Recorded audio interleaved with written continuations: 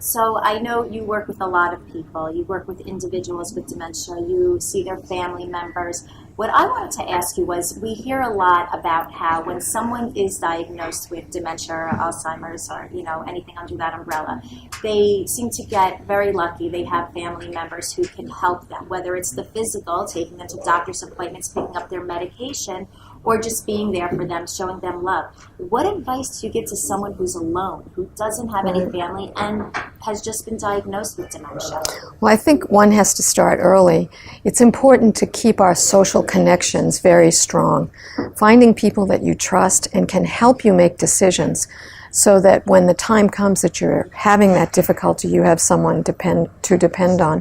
The other important aspect is, even before we show these signs, I think it's important to have a support system that can help us know when there is changes occurring, to help us know when we are perhaps having lapses in memory. In fact, it's often the support system that gives us our earliest diagnosis. So it's important to start early and make sure that we keep those social systems strong. You spoke earlier, we spoke on camera about how important it is to establish a social network. I mean, today's day and age especially, where, that's the big thing. We have the whole social network with our computers and everything. So I think that's very good advice. And speaking of advice, can you please share with the audience what you would advise people to do to take care of themselves? If, let's say, whether they're concerned that a family member of theirs already has dementia, it runs in their family, or if someone, they've been diagnosed, what would you recommend to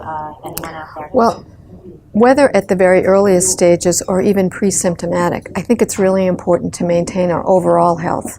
Make sure we treat our treatable conditions. Our cardiovascular risk factors should be managed. Our mood changes should be addressed. I think it's really important to not slack off on those things that we know we can maintain.